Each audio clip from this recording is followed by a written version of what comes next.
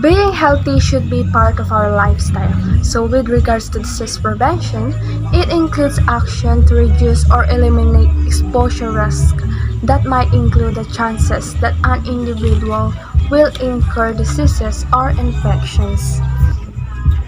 I am Stephanie Angel B. Paris, and today's video I'm going to discuss the difference between standard and transmission-based precautions. So let me discuss first the standard precautions.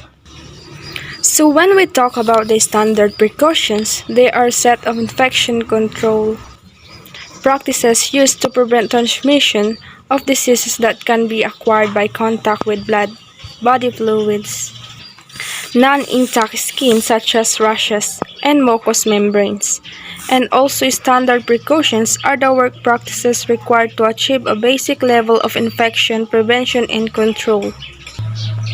The use of standard precautions aim to minimize and, where possible, eliminate the risk of transmission of infection, particularly those caused by blood-borne viruses.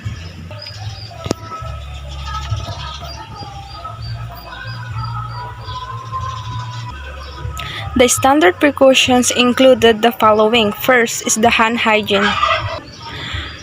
When we talk about the hand hygiene, it is considered one of the most important infection control measures for reducing the spread of infection. For further, hand hygiene is a general term that refers to any action of hand cleansing such as hand washing or hand rubbing. With regards to hand hygiene, microorganisms are either present on hands most of the time or acquired during healthcare activities. The aim of hand hygiene is to reduce the number of microorganisms on your hands, particularly transient flora, which may present the greater risk of infectious transmission. For example, there are 5 moments for hand hygiene when you take care of your patient, and they are before touching a patient, and before cleaning or aseptic procedures you need to perform hand hygiene, and also after body fluid exposure, and after touching a patient, and after touching patient surroundings you need to perform hand hygiene.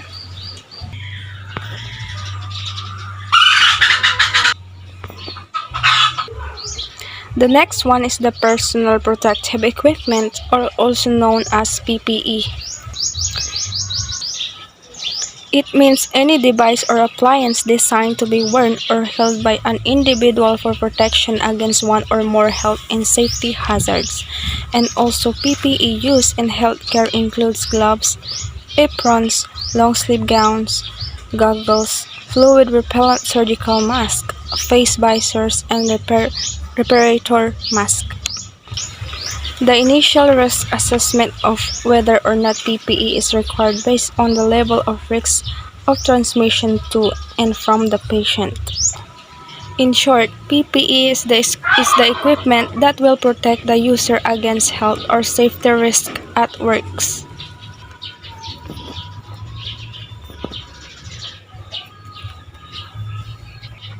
The next one is the eye protection visors or full face protection.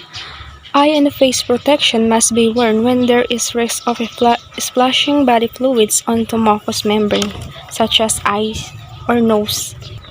Eyes can be protected by wearing either goggles or a visor. Personal glasses are not a suitable substitute. If reusable eye or face protection is used, it should be decontaminated in accordance with the manufacturer's guidelines. Hands should always be decontaminated after removing the equipment.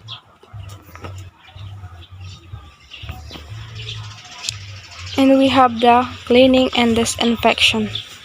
Every health facility should have written protocols to guide routine general cleaning and ensure that all areas of the environment are regularly cleaned to a satisfactory standard. Staff undertaking cleaning should follow agreed protocols and have access to adequate resources and equipment to achieve the required standard of cleaning. It states here that cleaning with warm water and detergent is a process that removes visual dirt and contamination and in most cases ineffective for decontaminating both equipment and the environment. However, the disinfection is a process that reduces the number of microorganisms to a level at which they do not present at risk to patients or clients. It is only effective if surfaces and equipment have been cleaned thoroughly with detergent and water beforehand. And also we have the respiratory hygiene and cough etiquette.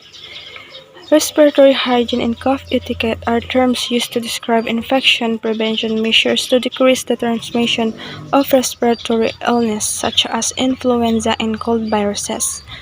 A respiratory infection is spread when a person who is infected with a virus coughs or sneezes.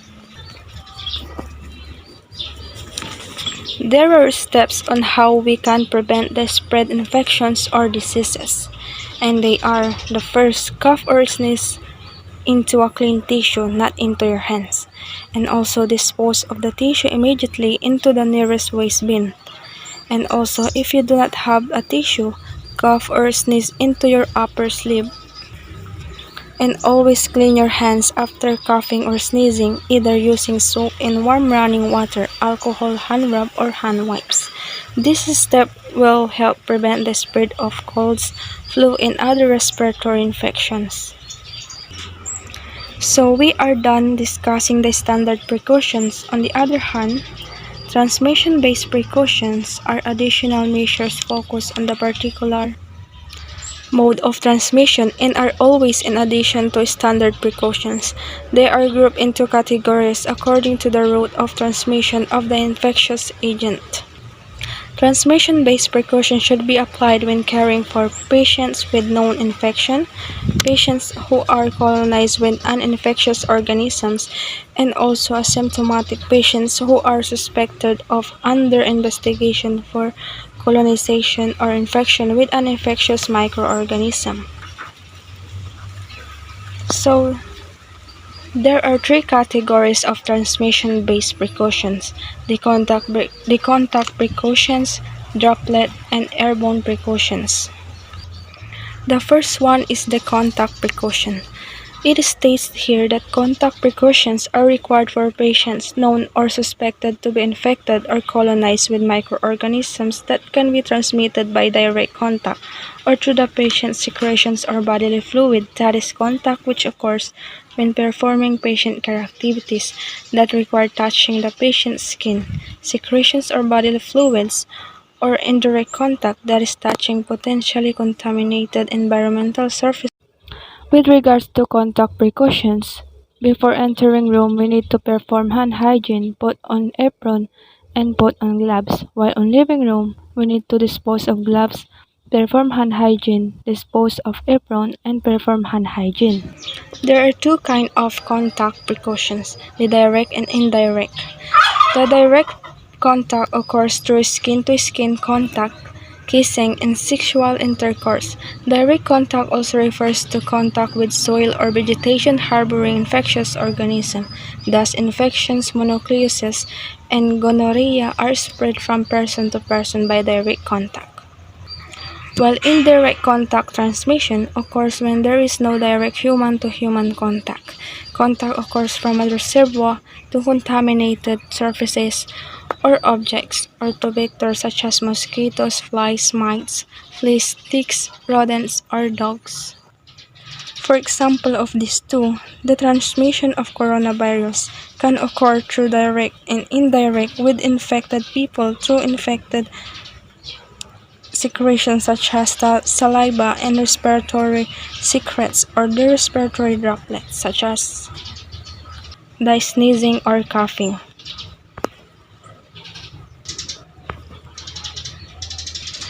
So let's proceed to another category, which is the droplet precautions. Droplet can be generated from the source person during coughing, sneezing, talking, and during the performance of certain procedures such as suctioning on or bronchoscopy. and it may contain microorganisms and generally travel no more than 3 feet from the patient. These droplets can be deposited on the host nasal mucosa, conjunctiva or mouth. And also diseases requiring droplet precautions include but are not limited to pertussis influenza, diphtheria, and invasive Neisseria meningitis. The third category of transmission is the airborne precautions. Airborne precautions are required to protect against airborne transmission of infectious agents. Diseases requiring airborne precautions include but are not limited to measles, severe acute respiratory syndromes or SARS, varicella or chickenpox, and Mycobacterium tuberculosis. It applies to patients known or suspected to be infected with microorganisms transmitted by airborne droplet nuclei. And also preventing airborne transmission requires personal respiratory protection and special ventilation and air handling. So how airborne transmissions occur? Airborne droplet nuclei or small particles micrometers or smaller of evaporated droplets containing microorganisms that remain suspended in the air for a long period of time, or dust particles that contain an. So before we end with this topic, I just want to leave one quote, which is the best investment you've ever made is your own health.